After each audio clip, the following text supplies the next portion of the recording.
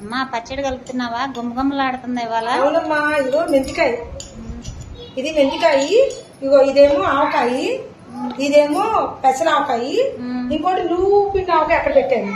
అన్ని కలుపుతున్నానే. నాకేంటో పచ్చడి కడుతుంటే పొలటి వాసన రావట్లా. నేను ఆ రోజు వేసేటప్పుడే అన్నా కదా ఏంటో పండుగ ఉందని. ఎలా ఉంటాయో టేస్ట్ చూడాలి ఇప్పుడు. అమ్మా ఇవాళ వంట ఏం లేదా మరి? ఓయ్ ఎందుకు లేదే, రా చూపిస్తాను. ఇదిగో ఇది దేనికి అనుకున్నావు?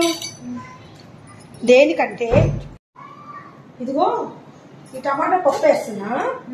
ఈ టమాటా పప్పులోకి ఆలుగడ్డ ఫ్రై బాగుంటది అనమాట. సో అంతేకాకుండా ఇదిగో తోటకూర పచ్చడి చేసా, కీరా చేసా, మజ్జిగ చేసా.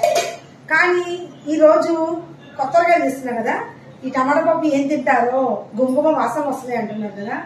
కానీ ఎప్పుడు మేము తక్కువే వస్తుంది వాసన, ఎందుకంటే పులుపు లేదు కదా, అందుకని అనమాట. సరే మీ అందరూ పచ్చళ్ళు అయిపోయినాయి అన్నారా? టేస్ట్ చేశారా? నాకు కొంచెం పంపిస్తారా?